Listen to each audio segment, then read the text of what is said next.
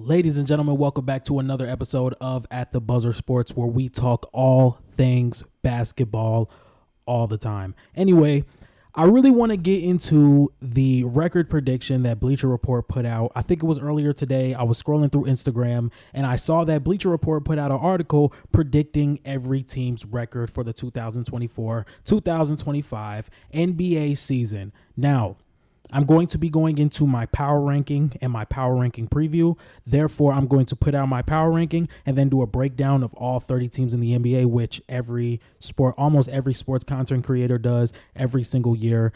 That's going to be coming this upcoming week. Today is Saturday, I believe. Yeah, today is Saturday. And yeah, we're going to be getting into this. I'm very excited to see what the Bleacher Report team has put together. And we're just going to kind of do a semi-deep dive into every team. And let's get started. Okay, so today we're going to be checking out Bleacher Report. I already explained this in the intro of the video, so I'm not going to really repeat myself. Anyway, I kind of did a quick little run through of the records. I looked at the 30th team they put, and I assumed that they were going to do who they thought the best team in the league was going to be record-wise, and then I assumed that from 1 it would be the best and 30 would be the worst. They did not do that. So either way, I mean, I think it's pretty cool. Anyway, we're going to cut that out. Anyway, we're going to get into the first team, and that's the Atlanta Hawks going 38-44. I don't hate this record. I definitely think the Atlanta Hawks can be a sub 500, maybe 500 team. Their over-under is 35.5. I would take the over. I still think Trae Young is a very good playmaker, and I think Trae Young is going to really be able to show. If he can elevate his players to a higher degree, this season, you have guys like Zachary Reese-Shea, you have guys like DeAndre Hunter. I think Dyson Daniels is going to be perfect defensively next to Trae Young. He can kind of mask the deficiencies or the problems or the holes that Trae Young has on the defensive side of the basketball. He's 6'7". He's very athletic. He can guard the perimeter. I think Dyson Daniels next to Trae Young is going to be great. I still think you have some solid some solid depth pieces on the Atlanta Hawks, and then you have Jalen Johnson, who I think is the total X factor of this team. I think Jalen Johnson's performance this season is going to be the difference of the Hawks being a playoff team or the Hawks being a lottery team. And if he can jump up to maybe 21, 22 points per game with his lob threat ability, with his defensive ability, with his jump shot getting better, with his athleticism, I think he's definitely going to be the X factor for this team. And he's going to really decide if Trae Young can have that maybe 20 point or 21 point per game guy next to him. As for Zachary Reese-Shea, I'm going to assume that he's going to struggle his first maybe half of the season, maybe his first entire season, because we know he's not the on-ball type of player that the Atlanta Hawks maybe would want him to be. He struggled from the 3 in the summer league. Now, I'm not going to say that the summer league is an indication of who you are going to be in the league, but you would kind of like to see that jump shot fall just a little bit more, especially when you pass up on a guy like Alex Sarr, who fits so well next to Jalen Johnson and Trae Young. So I would really like to see Reese-Shea develop into a spot-up shooter, but I know that's going to take time. Rookies don't usually shoot the best from 3 right out the gate. It's going to take them some time to really get that jump shot acclimated, to really get acclimated next to NBA defenses. I think the on-ball ability is definitely going to take some progressing. So I could definitely see him coming off the bench for the majority or maybe the entire season. And I also could be wrong. He could come in and be the Rookie of the Year favorite and have a superstar type potential, but I just don't see it at the moment. So I still think Trae Young is one of the better playmakers in the league, and I definitely think he's going to get some open shots for Zachary Reese-Shea, but I think he's going to come off the bench due to DeAndre Hunter. They also still have guys like Bogdan Bogdanovic, who had a very good season and was a 6th man of the year conversation type of player. But yeah, I would definitely take the over on the 35.5 wins on the Atlanta Hawks. And I could really see them going 42-40, maybe 41-41, sneak in 43-39. I don't really see them winning 38 games. I think they can win a little bit more, but especially the fact that they don't have their picks. So they're going to try to really make the playoffs. And honestly, if everything is going well and they're a little bit over 500, this is a team that could be very aggressive at the trade deadline. So watch out for the Atlanta Hawks. Anyway, by the way, this is going to be a long video, so get some popcorn, sit back, relax, grab some snacks. Shout out to Corey Kenshin. We miss you. Anyway, The Boston Celtics, they have the Boston Celtics going 56-26, and I can definitely agree with this. Part of me, by the way, thinks the Boston Celtics can win 70 games next year. I really do. And I'm not going to sit here and say that this is an easy feat, but I kind of see like I still think they're head and shoulders the best team in the NBA just because of the continuity, just because of the roster. And I did a video on this earlier. The Boston Celtics have everything you need to be a dynasty in this league. They brought back Drew Holiday on a multi-year deal. Kristaps Porzingis is locked up for multi-years. Jason Tatum and Jaylen Brown are locked up. Derek White is locked up. They have young guys who are learning off the bench. Jordan Walsh, Baylor Shireman. They still have Peyton Pritchard. They re-signed Sam Hauser. This is the type of team that you go from LeBron running to East and you kind of segue right into the Boston Celtics running the Eastern Conference, to where I don't hate 56-26, but I just think that especially in the type of NBA that we are in now, the Boston Celtics are gonna want to be the first seed in the Eastern Conference, especially with considering their run and how top heavy the Eastern Conference is. They're not going to want to have to see guys like the Orlando Magic in the first round or potentially the Cleveland Cavaliers. They're going to want to see that Miami Heat or Indiana Pacers team in the first round, where it's not going to be like a bye round, but it's going to be the easiest possible matchup you can get. I still think they're going to be gunning for 60 plus wins this season, just because, and I know there's this little thing where we talk about how teams win a championship and they kind of just coast through the regular season. I don't think that's a thing now. I think in the NBA, especially when you get to the playoffs now, it's all about who has the best matchups, who are the most healthy, who can get lucky at the right time, who can get a role player that maybe takes a 5% jump in 3-point percentage, things like that. And I think the Boston Celtics are going to want a gun to be a 60-plus win team, and I think they're going to want to lock up the first seed from day one. I don't think this is a team that's just going to want to coast through the regular season. I definitely think they're going to be a 60-plus win team. Their over-under is 58.5. Like I said, I don't hate them going 56-26, but in my opinion, I just think they're going to have 60-plus wins, and I would definitely bet the over for the Boston Celtics. And trust me, I'm not going to be the type of guy that just takes the over on every single one. The Brooklyn Nets 19-63. That's perfectly fine with me. The Brooklyn Nets have a lane now. They have their lane. For the next 2 to 3 seasons, the Brooklyn Nets are supposed to be bad but exciting. The Brooklyn Nets have Cam Thomas, who's probably one of the most entertaining players to watch, or one of the most entertaining non-All-Star players to watch in the NBA.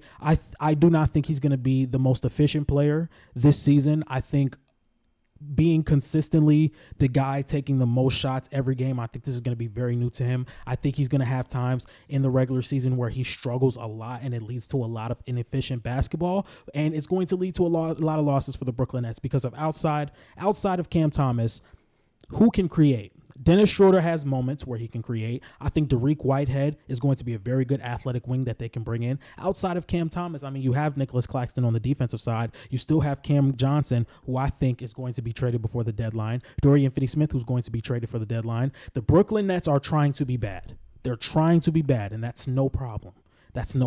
You get your picks back. You got a boatload of picks from the New York Knicks. Be bad. Get some young talent in here and really build that championship pedigree. I'm just fine with the Brooklyn Nets going 19-63. Over under 19.5. I don't think they're going to be Detroit Pistons bad. I wouldn't even play with this bet. I would just leave it alone. 19.5 I think is the perfect over under.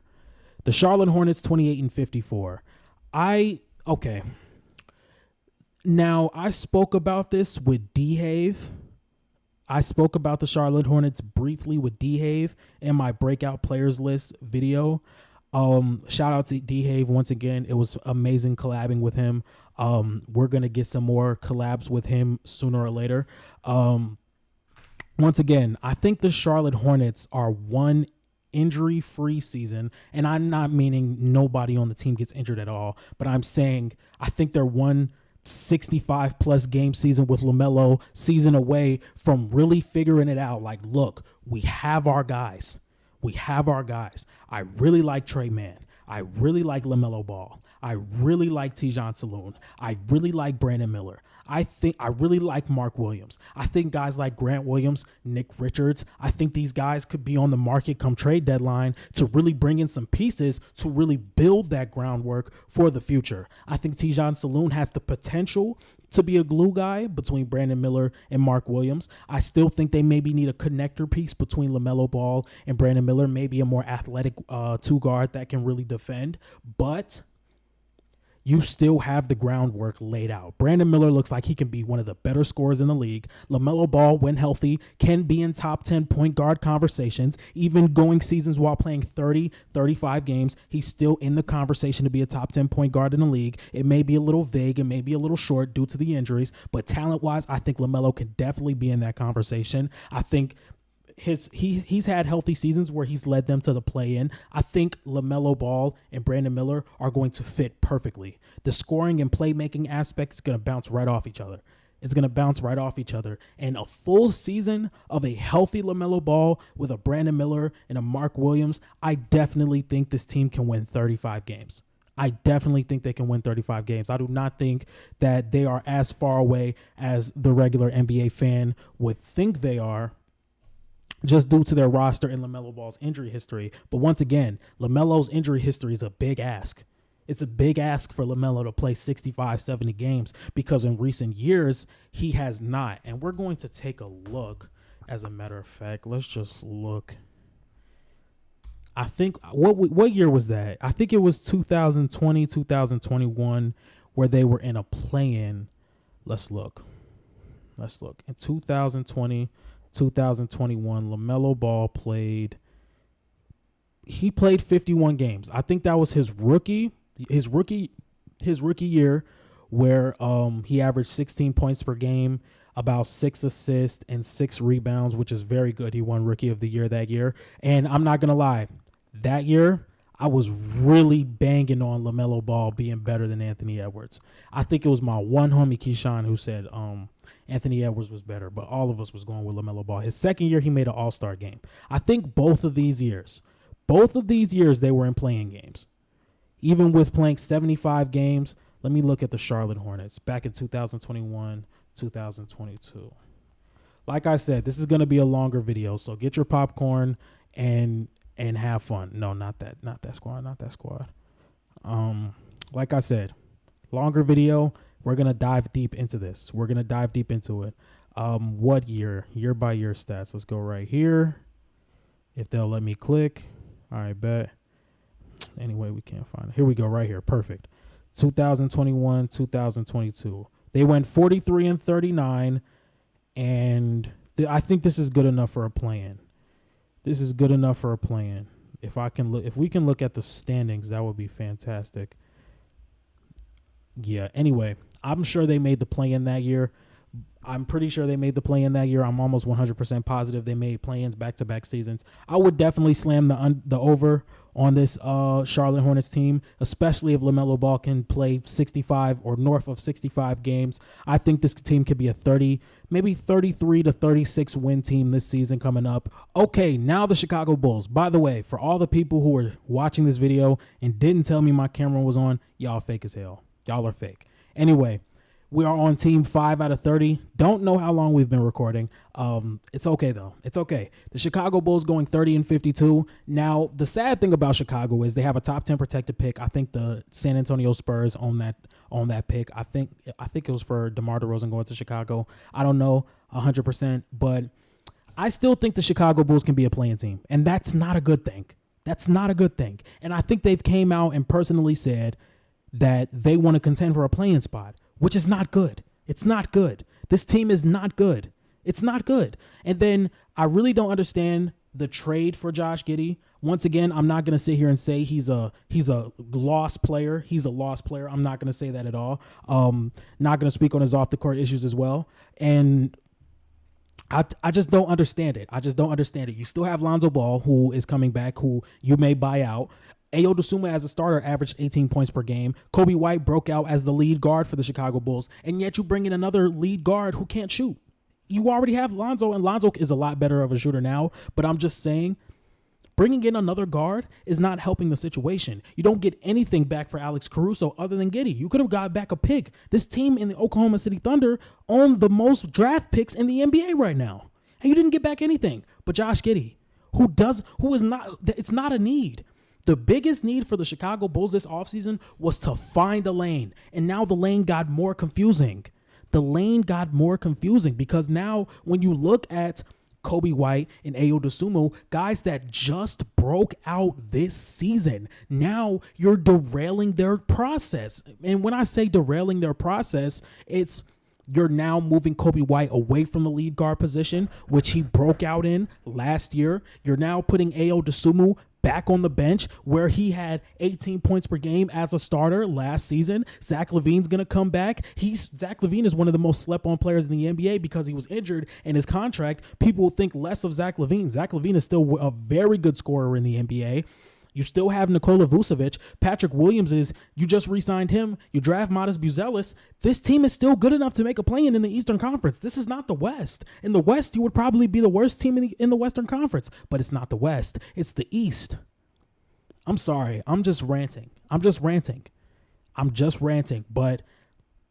I feel like it's something to really talk about because the Chicago Bulls are not being run correctly. They're not. I really scratch my head when I look at some of these decisions. I love the draft. I love drafting Modest Buzelis. Love that draft. This is a guy that was projected to go top 5. And if the jump shot was falling, he could have been the consensus number 1 pick in the draft. I love that pickup. Then you go turn around and trade for Josh Giddey, which is stunning the growth of Kobe White and Ayo Dosunmu. I'm once again not saying Josh Giddey is just is throwaway goods or is damaged goods. Not saying that at all. But what I am saying is you've seen a formula work. You've seen a formula work. And bringing in Josh Giddey, it kind of throws the train off its tracks. You had something going. You connected the pieces. You put wheels on it. You got the tracks in motion. The train is going. You put Josh Giddey in it. It's like an iceberg. That did not make sense at all. That did not make sense at all. But anyway, I don't agree with it. Zach LaVine is probably going to be the hardest contract to move this offseason. You're probably going to have to attach some stuff to Zach LaVine. That's where I thought wherever Alex Caruso should have went, Zach LaVine should have been right with him. I felt as though the Bulls could have walked into the offseason like, look, if you want Alex Caruso, you're going to have to take Zach LaVine. I'm not accepting any trades for Alex Caruso unless you want Zach LaVine to go along with him. Detroit, what y'all doing? You want one of the best perimeter defenders in the game, and you want one of the better scorers in the NBA? Y'all need some talent. Y'all need some floor spacers. Y'all need some defenders. Call me. You feel me? Yeah, man. I think the Chicago Bulls, once again, if they're smart, they would purposely lose games. If I'm Chicago, if I'm Billy Donovan, I'm like, look, bro, let's go out and win 23 games because we need our top 10 protected pick. Right now, it's just a cluster of a lot of talent that does not need to be there. It really does not. Like I said, the Chicago Bulls' main priority this offseason should have been getting younger and getting worse as a team. Once again, I don't think the DeMar DeRozan trade was terrible. I don't think it was awful. You got him off the team. You got Alex Caruso off the team. Zach LaVine and Nikola Vucevic are still here. I don't like what y'all got back for Alex Caruso. There was a lot more you guys could have gotten back for all 4 of these players at the trade deadline, but you decided to hold on to them, take it all the way to the play-in, and lose to the Miami Heat without Jimmy Butler. That should have been the indicator that it's time to blow the team up. And it is. I'm moving on. This video will be 4 hours if I talk about every team this long. The Cleveland Cavaliers, 49-33. I think this is accurate. I think continuity is very important when we talk about this Cleveland Cavaliers team. I still think this team can be a contender if we really get the offensive jump from Evan Mobley. If Evan Mobley becomes a 19, let's look at that's why we got a computer. That's why we got a computer. I can't tell you Evan Mobley's stats off the top of my head, but one thing we will do, one thing sports analysts love is basketball reference. Let's see. This season, he averaged about 16 points per game, 9.5 rebounds. He shot about 60% from the field. Player efficiency rating was a 20.1, and he has 5.5 win shares. Once again, Evan Mobley has the potential to be one of the best defenders in basketball. I really like how he looked in the playoffs, especially against Boston when Jared Allen was not there. I really think Jared Allen could be moved. You can move Evan Mobley to the 5, maybe get a little bit of a stretch power forward next to Donovan Mitchell. I still think Darius Garland has a lot of upside as a point guard. I think Donovan Mitchell is one of those scorers in the NBA that can go bar for bar, scoring-wise, with the best of them. I think he could go bar for bar with Luka. I think he could go bar for bar with Embiid. I think he could go bar for bar with Jokic, scoring-wise. I really think he can. I think he's one of those guys where it's like top 13, top 14 in the NBA. Some people may say top 10. Some people may say top 15. But we know he's within that 9 to 15 range. He could be in that 9 to 15 range. I really think Donovan Mitchell is a guy that can lead you to a championship. And I think Jared Allen is probably has the highest stock he has ever had this season. And I would move Jared Allen. Probably don't think it's going to happen this season just because of Kenny Atkinson and how familiar he is with Jared Allen and how he's going to use them. I think it's going to be very interesting to see Kenny Atkinson really work because he likes floor spacing bigs. I think he's going to want Evan Mobley to take a little bit more jump shots. I just think continuity is going to really work. I think they're going to be higher. I think they're going to be a better regular season team than the Philadelphia 76ers. I also definitely think they're going to be a better regular season team than the Milwaukee Bucks. I like their continuity. The Philadelphia 76ers, they're still riddled with injuries. Paul George is a player that has shown in recent years he has not been available. Same with Joel Embiid. This roster has basically been taken its last season, shaked it, and then put some more pieces in it, and then just expect it to work. It's still a good roster. Don't get me wrong, but due to that reason alone, I think the Cavs will be like the 3rd seed in the Eastern Conference. Their over under is 47.5. I would definitely give them maybe 49 to 52 wins this season. Like I said, I'm not going to take the over on every time. I'm definitely taking the over on this, though. I made a whole video on how I think the Dallas Mavericks can be the 2nd seed in the Western Conference. I made a whole video about how I think the Dallas Mavericks can still be maybe a top 2 or 3 contender to win the NBA Finals this season. And you just got to look at the areas they got better in. Like I said, just a quick stat. PJ Washington on catch and shoot 3 shot 18%. On wide open threes, he shot 23%. Klay Thompson is a guy who's coming in who's still shooting 39% from 3 on 17 points per game. On top of that, shooting the 2nd most shots or maybe the 3rd most shots every single game, night in and night out, for a Golden State Warriors team who did not have the offense for Klay to really take a step back at his age and with his injury history. We know Klay Thompson cannot be the guy that's shooting the 2nd most shots on a playoff-esque or contender-esque type of team. So now Klay Thompson's in a role where he's playing with 2 of the most dynamic isolation players in the league. He's going to get a lot of open shots. And what makes it even better is you're not going to be able to help off Klay Thompson like you helped off of Derrick Jones Jr. You're not going to be able to do that. And the best part about having Luka Doncic and Kyrie Irving, you have to create the utmost space that they can have on the court. And now bringing in Klay Thompson, it does that. It gives two of the best isolation players that we have in this league, and it gives them more space to operate.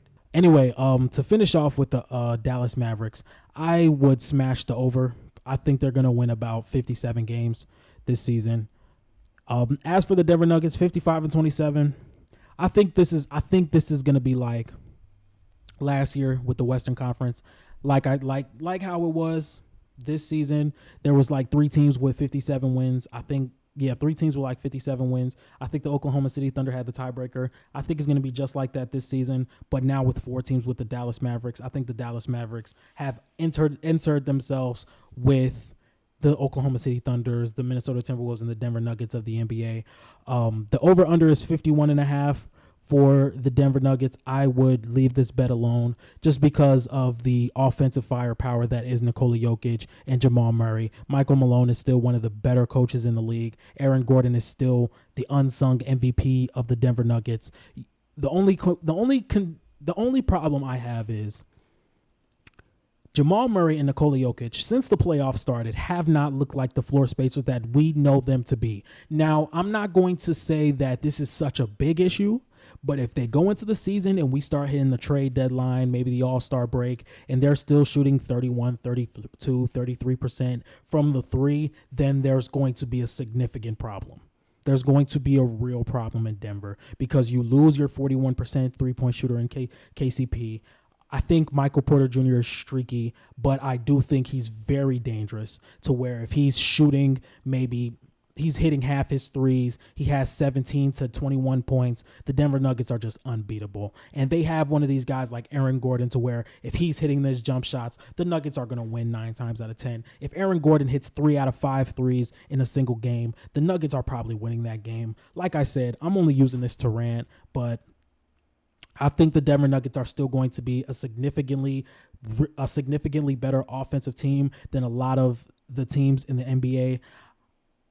I don't think the KCP loss is as important as a lot of people are really making it out to be. I still think Nikola Jokic is still one of the greatest offensive engines we've ever seen. He's the most talented big man we've ever seen. And I think he's still going to be able to lead a top 10 offense in the NBA, whether it's Christian Brown starting at the 2, or it's Julian Strawther, or Peyton Watson maybe comes around and starts hitting league average jump shots.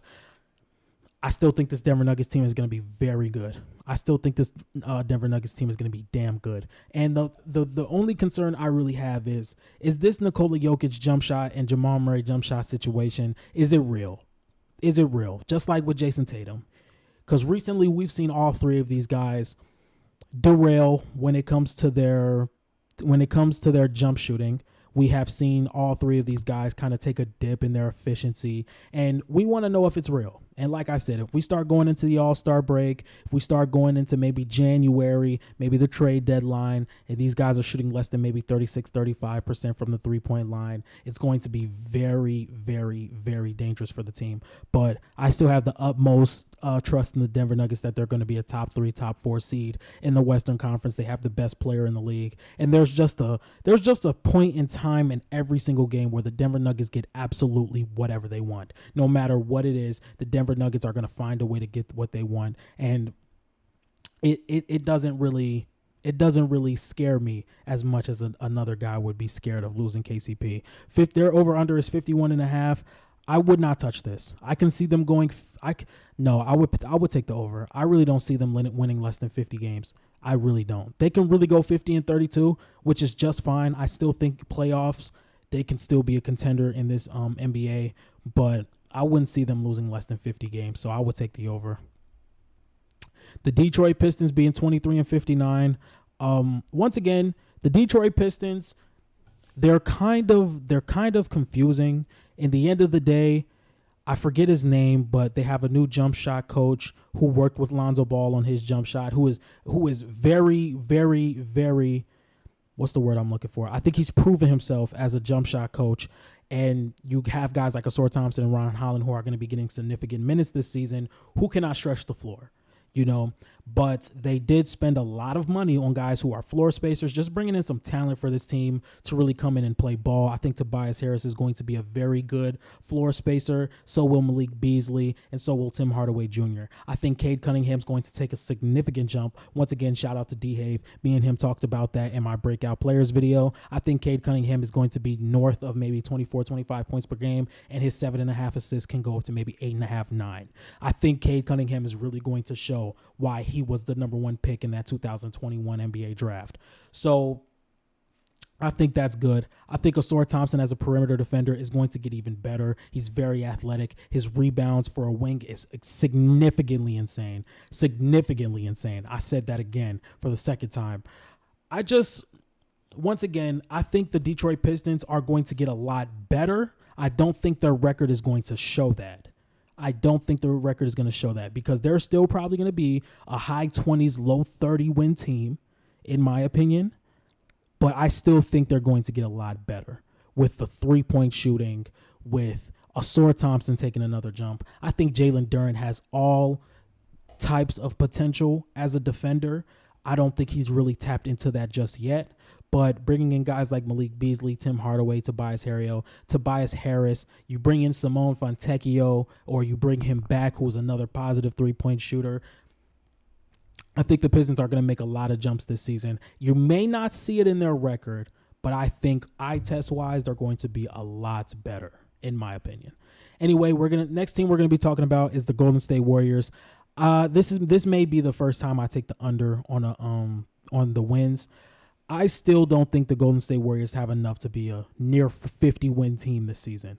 This is not what they were last year, and I think they had a better roster last year.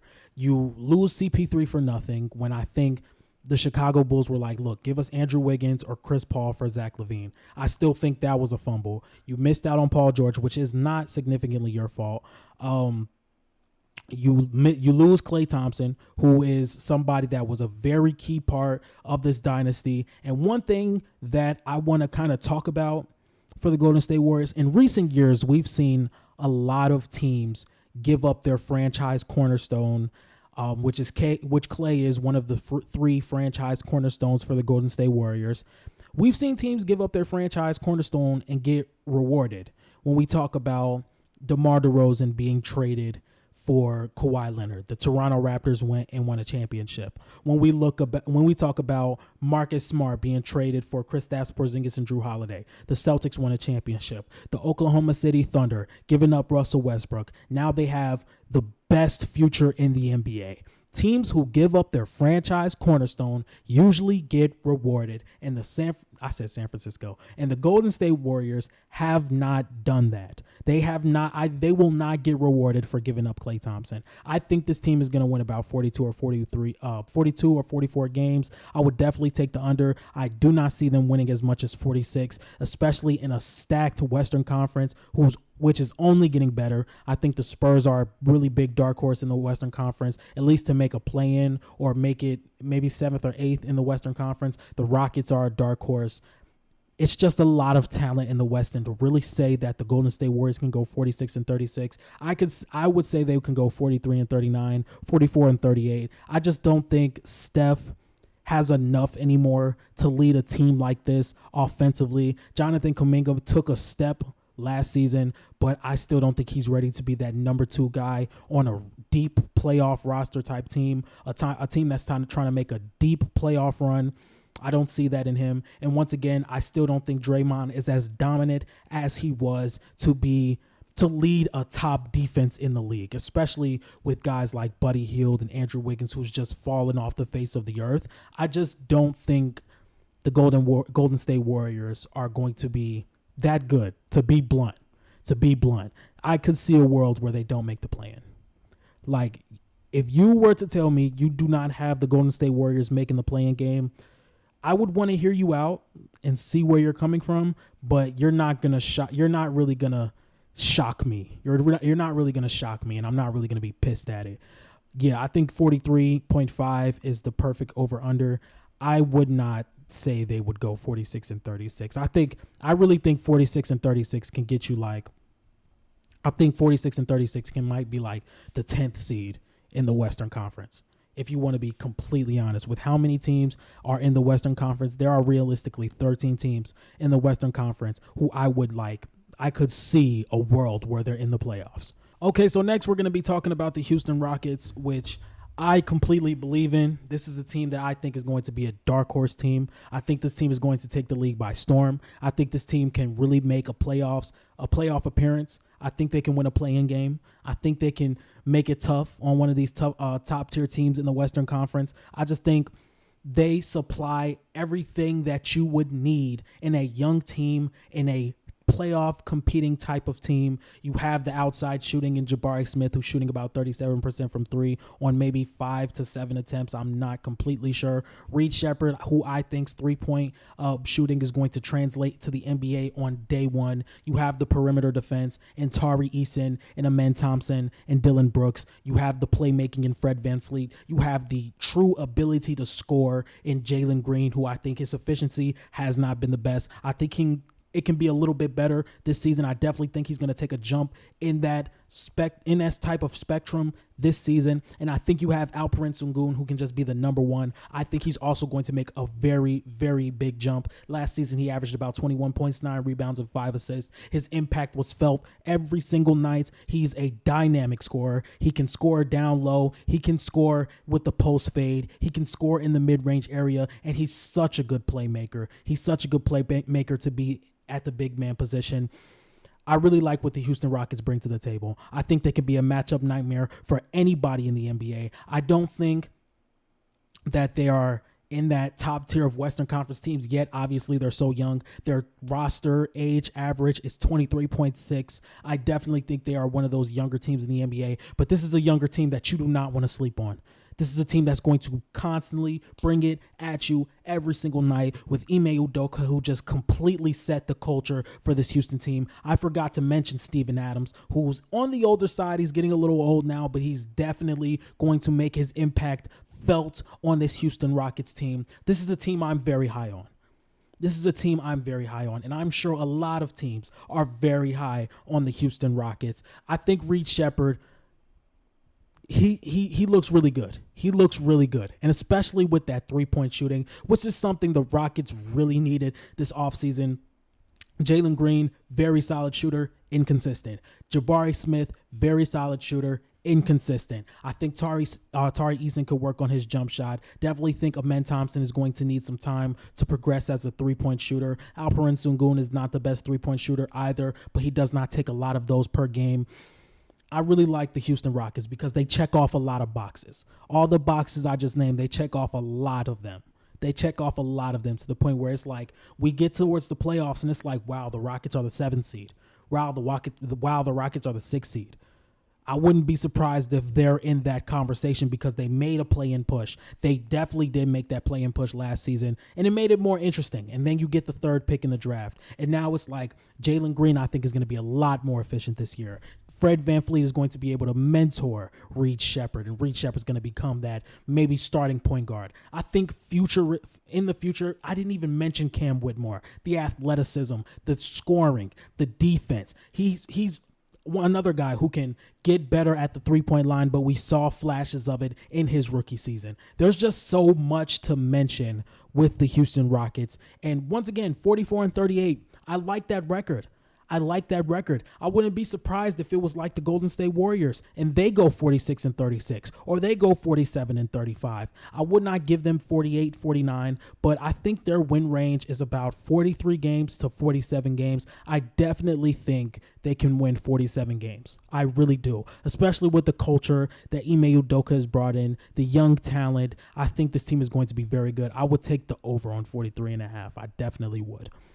Now for the Indiana Pacers, I just hope that they don't look at this Eastern Conference Finals run. As much as you can hang your head high, Indiana has not had a win basketball-wise, or at least having a deep playoff run like this since back in the Paul George days. For the Indiana fans, once again, you guys should be completely happy that your team made it to the Eastern Conference Finals. No matter how injured your opponents were, you should be happy that you got to watch your team that late in the season, because there have been seasons where you just could not have done it. And it's the truth. I think the Pacer fans should be very excited for Tyrese Halliburton. I think there is a world where Tyrese Halliburton can be the 3rd best point guard in the league. I definitely think that. I think maybe in 4 to 5 years in that next Olympic run, Tyrese Halliburton can be the best American point guard in the league. I don't think I'm crazy to say that. By the next Olympics, Tyrese Halliburton can be the best American point guard in the league. Better than Jalen Brunson, better than Ja Morant, better than De'Aaron Fox. I think there's a world where Tyrese Halliburton can do that. I love the pickup of Pascal Siakam. They're going to get a full season to really mesh together and really figure out how that offense works, because because when they first got Pascal Siakam, Tyrese Halliburton was a little bit banged up. And then when he came back, it didn't look like they would match well together, or their offense did not look as free-flowing as you would obviously assume that it would. And now that they have an entire offseason, I think that's going to be touched up a lot more. Miles Turner had a very good season, especially in the postseason, with his three-point shooting and his offensive touch. I do think he got a little bit worse defensively, but I think he's still one of the better defenders in the NBA. And I think 46 and 36 is the nail on the head. Once again, this team is still going to be very good. But if you're looking at this Eastern Conference Finals run and you're like, oh, the Pacers are good enough to make a jump to be a top 4 team in the Eastern Conference, I do not think so. I still think they're probably going to be a 6 or 7 seed in the Eastern Conference. They're still going to be a good team, but the East has gotten a lot better.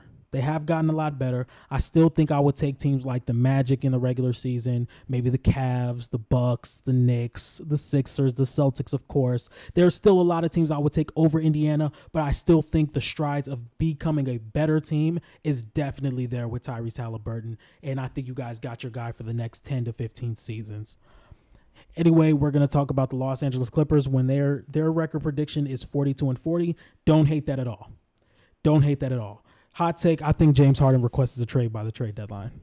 I think this is the last year you see Kawhi Leonard and James Harden. I think this is the last year you see this tenured. I think Tyronn Lue does not finish this season or does not go into next season as the Clippers head coach. I think James Harden is gone, and I think Kawhi Leonard is going to be the story of the offseason coming up. I truly do. And once again, you're not wrong for grabbing Kawhi Leonard and trading for Paul George. You're not wrong. You are not wrong. Trust me. People are very big on going back and saying the Clippers are so dumb for making the Kawhi and Paul George trade. No, they are not. Kawhi Leonard just came off a season where he was considered the best player in the world. He looked like the best player in the world after that championship run. Paul George, in his last year with OKC, was a MVP candidate. His best season in his entire career. So why not? Why not make that trade? Obviously, it didn't go the way you wanted it to go. You blow a 3-1 lead your first season together, where as a Laker fan, I would have been very scared to go against the Clippers in the Western Conference Finals. That would have scared me because the Clippers looked like they had our number. They did. I'm sorry. The Clippers scared the shit out of me. They scared the shit out of me back in 2020. And then we go into 2021. Kawhi Leonard ends up being hurt. PG obviously takes the Clippers to a Western Conference Finals, which is their first Western Conference Finals in team history. I'm under the assumption. But Kawhi Leonard's hurt. You know, PG did a hell of a job leading this team to the Western Conference Finals, but Kawhi was hurt. The next season, I think PG and Kawhi were hurt for most of that season. They end up losing in the play-in. And then in 2023 and 2024, back-to-back playoff losses. PG doesn't play in that entire series. Kawhi Leonard, I think, played 2 games or maybe just 1 game, and they lose the next 4 games. And then in this season, postseason against the Dallas Mavericks, Kawhi only plays 2 games, and they lose both of those games. It's just unfortunate. It's just unfortunate because I really think the Clippers had a few rosters where it's like, look, the Clippers really have a chance to go win a championship. And now without Paul George, Kawhi Leonard only getting older, where a lot of people are under the assumption within the next 3 years, Kawhi Leonard's going to retire. I'm under the assumption that James Harden is probably going to request a trade by the deadline. He went and got his money. He's probably going to want to go somewhere else. Kawhi Leonard, I think is probably going to follow suit right after James Harden. I think he may finish the season with the Clippers. Who knows? But I think this team goes 42 and 40. Maybe that. I would be shocked if this team makes the playoffs, to be completely honest. I just think the injury history, and a lot of people are telling us the Clippers are going to get better without Paul George. That does not make sense. I don't think that's fair at all. I don't think that you lose Russell Westbrook, who is a really big energy piece for you guys off the bench. You lose Paul George. You bring in Derrick Jones Jr., which I like, and that's cool and all. But I just don't think this roster is full enough to be a top 8 seed in the Western Conference. I just don't. 42-40 is perfect. If James Harden ends up requesting a trade, I think they can go 38-44. I think it could get very ugly for this Clippers team before it gets better. And they don't have their picks, which makes it even better. The Los Angeles Lakers 44-38, I can see that. I can see this team winning in between 44 to 47 games, maybe 48. The Los Angeles Lakers, I think with JJ Redick, he's a rookie head coach, but I want to talk about the assistant coach and Nate McMillan and Scott Brooks. I think their defensive schemes that they're going to be able to put together with Anthony Davis is going to make this team a lot better defensively. Dalton Connect, I think, is going to get some very significant minutes for the Lakers this season with his outside shooting. I think bringing back you didn't make any moves in free agency. You did not make any moves in free agency. And I think it was just the Lakers being the Lakers, going out and trying to get guys like Klay Thompson and James Harden and Jonas Valanciunas. And I think there's one more player. I think it was DeMar DeRozan. I don't know. It was one more player that they were trying to get. But these are big names. You don't need big names. I don't know why there's a world where you're looking for Harden. I could understand the Klay Thompson thing. I could definitely understand the Klay Thompson thing. You needed some outside shooting. But there's guys like Luke Kennard, Malik Beasley, Tim Hardaway, Tobias Harris, the guys like that, where they can come in and fill a role. You can make some trades. I still think you can go get Clint Capella. I think guys like Dorian Finney-Smith and Cam Johnson can come in and make a huge impact. I think Gary Trent could have made a huge impact. I think Isaac Okoro is still a free agent. Go grab him. That's some perimeter defense that you need. Markelle Fultz, go grab him. That's some energy that you need. It's not about the names. It's not about the names, in my opinion. I think there's low salary guys like I just named, like Luke Kennard and Gary Trent. I think Tyus Jones could have been a guy you should have went after. He was looking for a bet on myself type of deal. I still think D'Angelo Russell should be traded. His trade stock has probably fallen off a cliff after the playoffs, but there was definitely some routes that you can take to get this team to a higher contention of winning, and it just has not been done, and the Lakers have sat on their hands the entire season. So I think at best they will probably be a second round exit. I don't see them, especially with how deep the West is. I'm going to keep saying it throughout this entire video. I just don't see them getting to the level that Los Angeles is ready for. I don't think they're going to be contending for a championship, and I think a lot of it's going to be on JJ Redick, which is sad, but it's true. This team is not a championship team. It's not a championship team. Where they're projected to be at 44-38 is exactly what this team is. The Memphis Grizzlies, about 50 wins. Perfect. Not going to spend too much time talking about the Memphis Grizzlies because, once again, it is almost 2 a.m, and I'm ready to get this video out. Or maybe get it out tomorrow. I still have to edit. But the Memphis Grizzlies going 50-33 or 49-33, I can completely get down with this. I think the Memphis Grizzlies are good enough to be the 5th seed in the Western Conference this year. I think I would like to say people have forgotten about Ja Morant, but in the end of the day, people forgetting about Ja Morant or people that are saying the NBA has forgotten about Ja Morant are now kind of starting to overrate him. I still think he's maybe a 5 to 7 best point guard in the NBA. I can hear you out for 7. I can hear you out for 5. I can hear you out for 8 or 9. But we still have to really understand the fact that this is still not the best team to build around Ja Morant. Defensively, yes, because they can hide his inefficiencies on defense with guys like Marcus Smart, guys like Vince Williams, guys like former Defensive Player of the Year Jaren Jackson. I still think Zach Edey is going to be very good on the defensive end this season. But when we talk about the floor spacing that really derails the Memphis Grizzlies to be a below average half court setting offense, it really derails Ja Morant's game because he has such a will to get to the rim. He has the athleticism to just make it very hard, even if you sag off, to stop him from getting to the rim. But when he kicks it out to guys like Marcus Smart, who's an under 37% three-point shooter, when he kicks it out to guys like Vince Williams or Jaren Jackson, what's going to happen? what's going to happen? And I think it's going to be a lot harder for offense to be generated that way. I think Desmond Bane is a lights-out shooter. I think Luke Kennard's a lights-out shooter. But I think there could be a better offense built around Ja Morant to really elevate this Memphis Grizzlies team. Still think they're going to be a 50-win team, but I just don't think they're going to be at the top of the Western Conference like they were years ago, because a lot of teams are getting better. The Oklahoma City Thunder, in my humble opinion, is the best team in the West. It's the best team in the West. And I just don't think the Memphis Grizzlies are on par with that due to their lack of spacing that a lot of these teams at the top of the Western Conference have. When we talk about guys like the Thunder, the Suns are not at the top of the Western Conference, but they have a lot of spacing. The Mavericks have a lot of spacing now. And I just think the Memphis Grizzlies are going to be riding on Ja Morant's pure athleticism to carry them to 50 wins. Not saying that it can't be done. They're going to be riding on Ja Morant's pure athleticism and their defense, which I think is going to be top 10 in the league this season. It's going to be very interesting to see what the Memphis Grizzlies do, because I think it's going to be a very big storyline to see how Ja Morant plays. I'm definitely going to be locked in. Ja Morant's my favorite player in the league right now, but it's going to be interesting. I have to be fair. Let's move on. The Miami Heat, 45-37. I think Bam should be the number one focus on this team this year. I'm not really going to go in depth about the Miami Heat because, like I said, this video is starting to get a little long.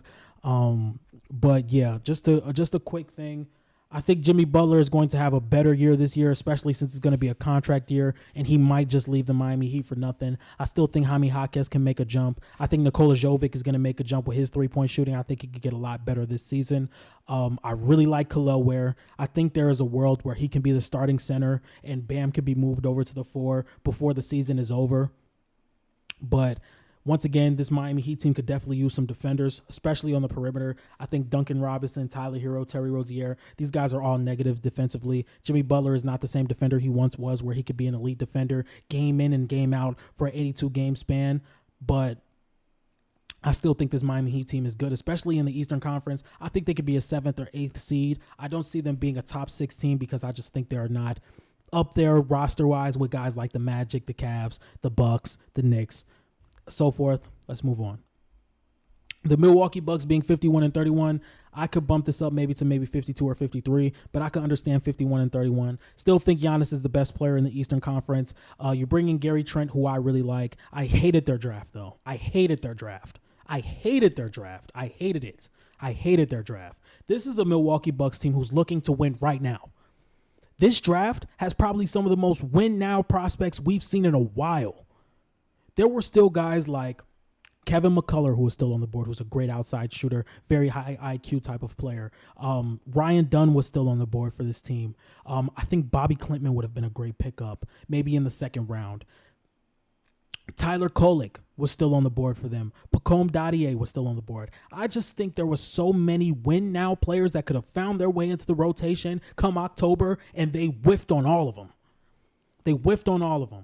But Damian Lillard and Giannis getting a full offseason to really put together some offense with Doc Rivers. I think their pick and roll game is going to be elevated this season, and I think they're still going to be a very good team. I think they have, once again, Giannis Antetokounmpo is the best player in the East, so you really can't put this team out. But I think 53-51 wins for this team this season is fair.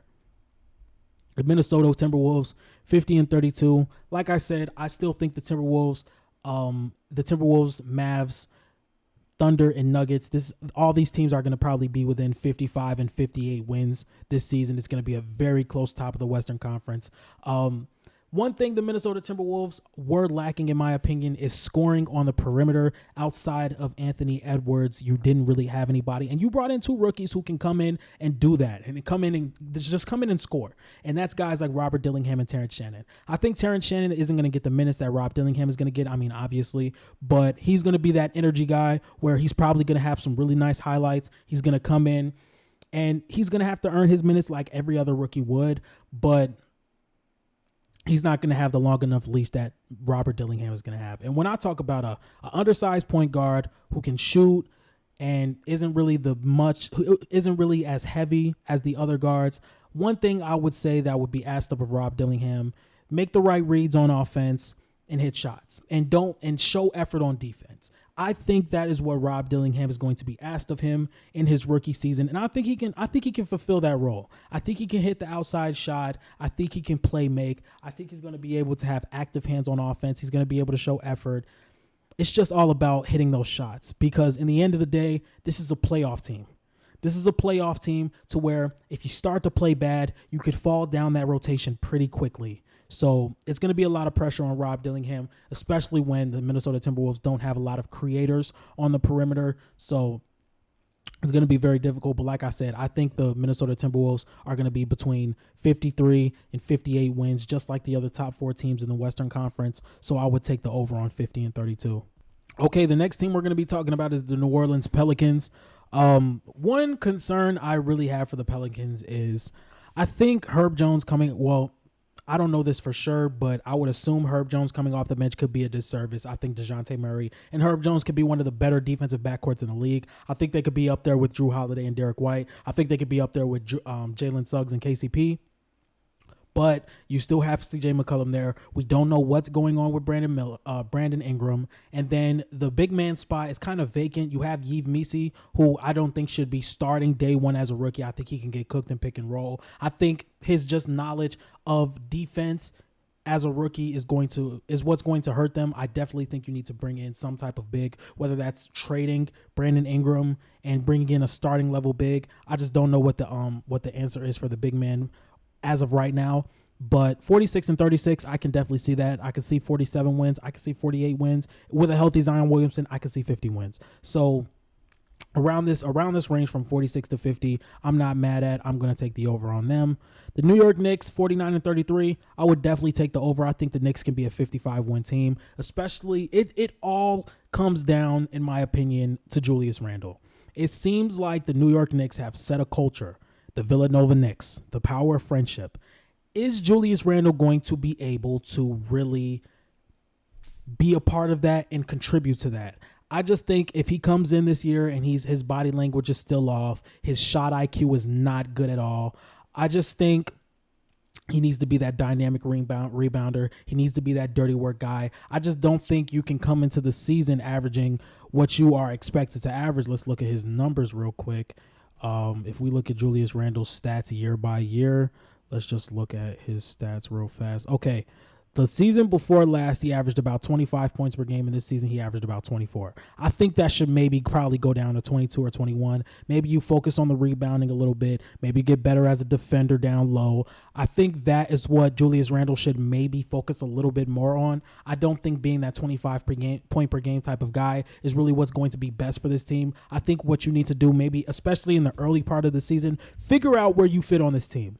Because with all the time you've missed last season, it looks like the Knicks have kind of set a culture without you. And now what you need to be doing is really buying into that culture and buying into how you can benefit this team most. I think that's what is the biggest issue with the Knicks right now is how is Julius Randle going to come back and how is he going to affect winning basketball for you guys? If he comes in and he starts rebounding a lot better, his low post defense is starting to get a lot better. He's getting a little bit better with his shot diet. I think the Knicks can be a 55-win team this year. But if he's not, I think that can derail them just a little bit.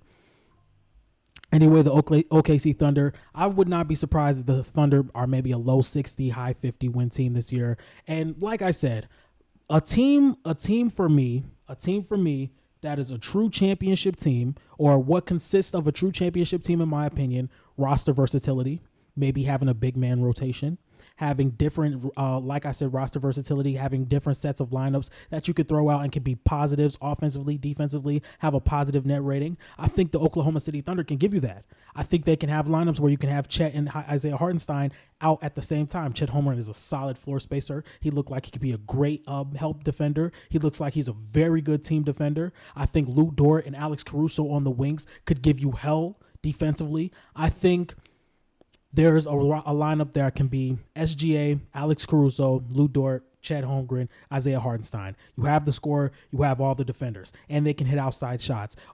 Alex Caruso was very efficient from corner threes last season. Chet Holmgren shot very well as a rookie. Lou Dort can be a little bit shaky with his jump shots. I don't think you would really depend on him hitting outside shots. I think he's on that floor for defense. J-Dub, who I think is going to be a superstar. Chet Holmgren, who I think is going to be a superstar. Casey Wallace, Isaiah Joe, and Aaron Wiggins. These guys are going to be very effective role players coming off the bench. I really love Casey Wallace. Really love Casey Wallace. I think that's a guy that always finds himself in the right place at the right time, whether it's cutting to the basket, whether it's hitting an outside shot, whether it's pickpocketing someone for a steal, maybe it's playing great off-ball defense. I think Casey Wallace is such a good role player, and I think he's going to be one of the better role players in the league coming up in a few seasons. I really like this Oklahoma City Thunder team, and spoiler alert, they're my pick to come out of the Western Conference. Anyway, moving on, the Orlando Magic at 48 wins. I can see that. I could definitely see that. I could also see a world where they go 46, maybe 45. I don't think how much better they're going to get is going to show in their record. I think they're going to get a lot better. I think Paolo Banchero's ready to take that 25 point per game type of jump after averaging 27 points and 9 rebounds in the playoffs. His jump shot definitely got up.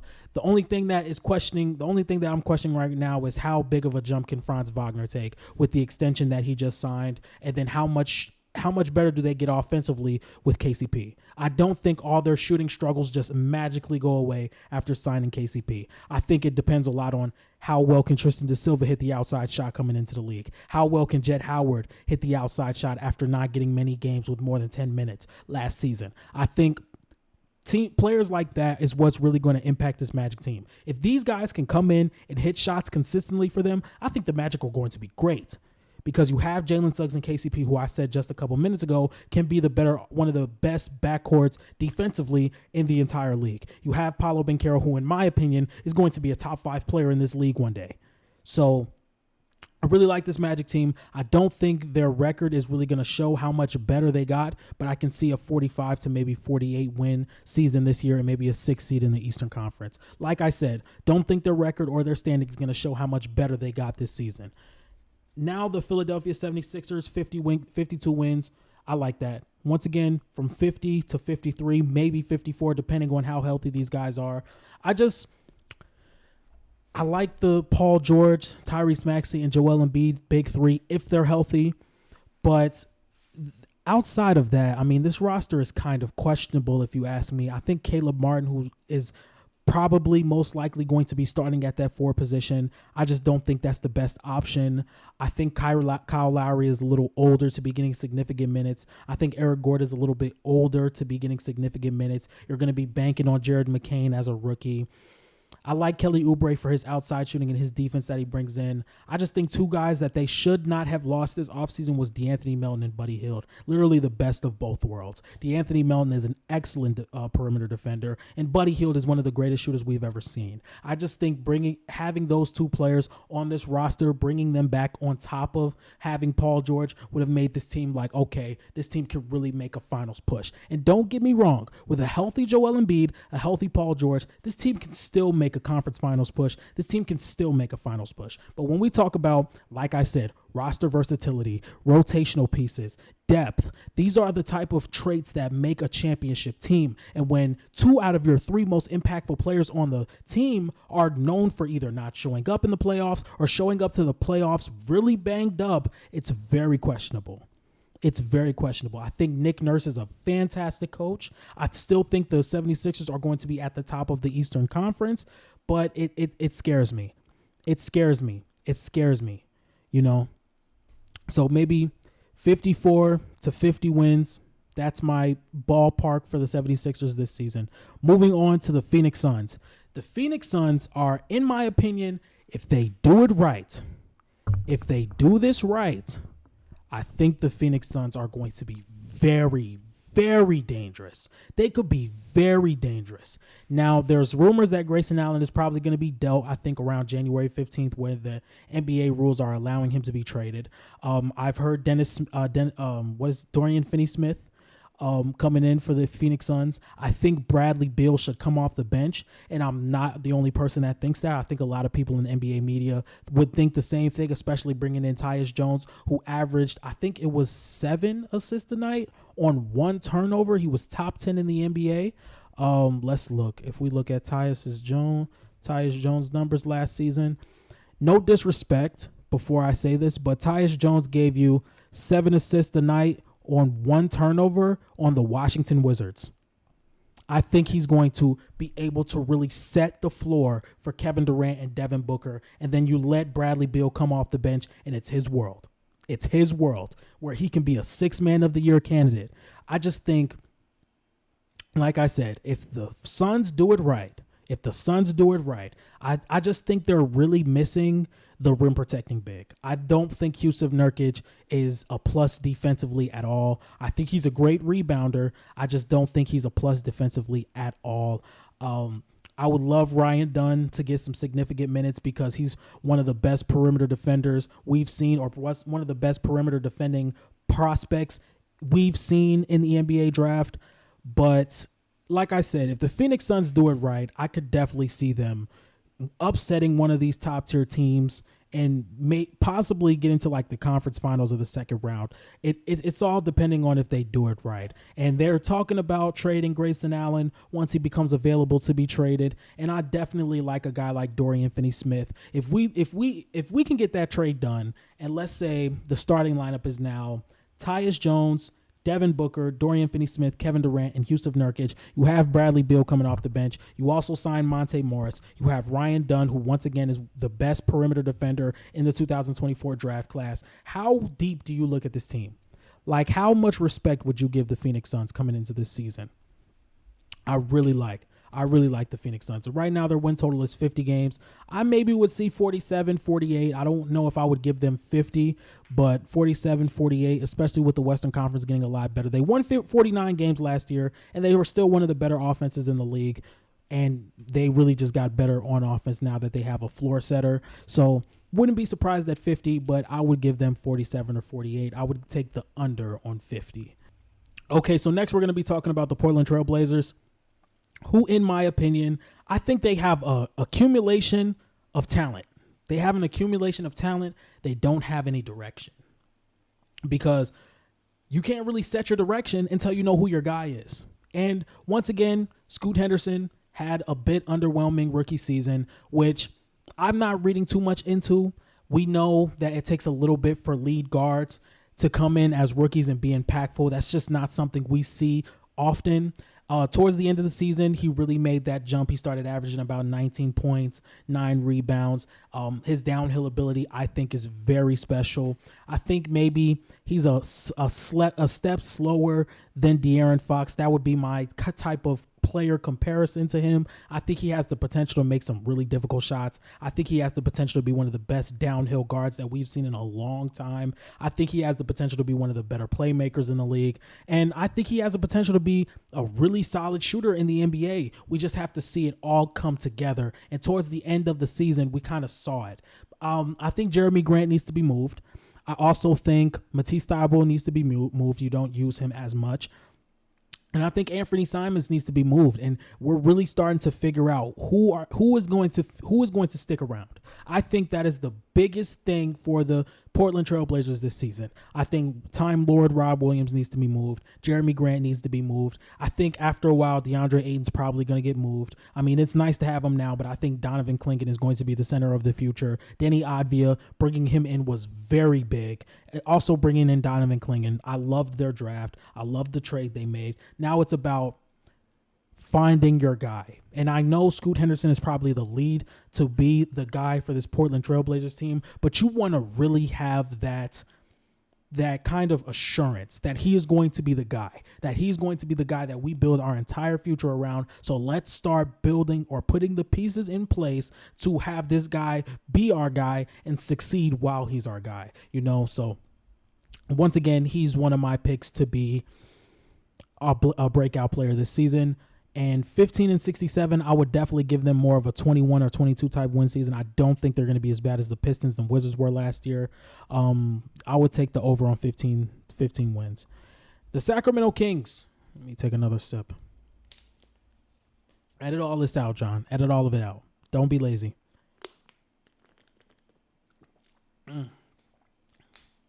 Oh, my God.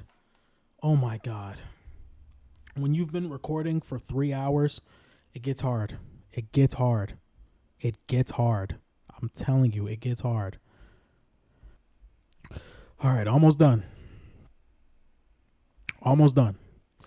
Okay, now we're going to be talking about the Sacramento Kings, and we all know that they made a huge trade in the offseason to go get DeMar DeRozan, which a lot of people were talking about how this does not make them a championship level team. But in the end of the day, this is a team in the Sacramento Kings who just not have had a lot of postseason success in the recent years and in 2000s in general. And bringing in that type of player in DeMar DeRozan brings them some more postseason success. I think they make a playoff appearance.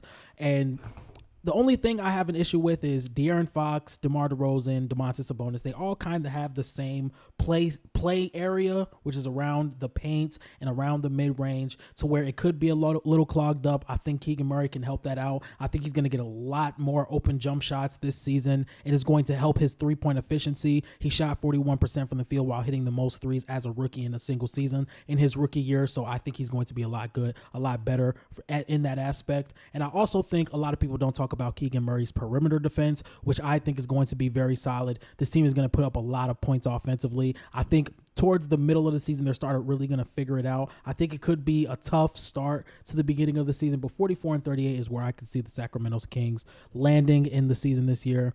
The San Antonio Spurs, 33-49. I think that's pretty solid. I don't know if they take this big of a jump. We will say 30 games. I would say maybe from 29 to 33 is where I see the San Antonio Spurs finishing. Outside of banking on Victor Wembanyama, I think CP3 is going to get a lot of touches for Victor Wembanyama. The biggest concern of that is how many games is he going to play. I think he's going to be 40 this season. He's already 39. How durable can CP3 be throughout the regular season? I really like how Stephon Castle looked, and I think him backing up CP3 is going to help out his efficiency. I think Harrison Barnes can be a solid outside shooter. But outside of that, man, outside of banking on Victor Wembanyama taking his big second year jump, how good are the Spurs really? So I think from 29 to maybe 32 to 33 wins is solid for the San Antonio Spurs. The over-under is 36. It's not tempting to go over. I would take the under on 36.5. Next, the Toronto Raptors. I think the Toronto Raptors could be a sneaky playing team, whether we get a breakout from Emmanuel Quickley or RJ Barrett. I think Scotty Barnes is a type of guy who gives you a lot offensively and defensively. He just has all the tools to be extremely versatile offensively and defensively. I think his playmaking could make a jump. I think his jump shot could make a jump. I think him on ball is going to be very solid. I think he's going to be the clear-cut number one guy this season, obviously, since they traded Pascal last year. And it's going to be very interesting to see what the Raptors can do. But 26-56, the over-under is 30. I would say about 30 to 32 games, 33 games this season. Next is the Utah Jazz. I'm kind of going to skip through the Jazz really quick. If you're a Utah Jazz fan, I apologize. Like I said, I'm going to be doing a power ranking and going deep diving into all of these teams later, probably starting early next week. So the Utah Jazz, outside of Lauri Markkanen, I think Keontae George is still figuring out if he can be a lead guard or a combo guard. I kind of like him a little bit more at the combo guard position. I think Cody Williams played phenomenally in the summer league. I still think Lauri Markkanen is going to give you that 23 to 25 points per game.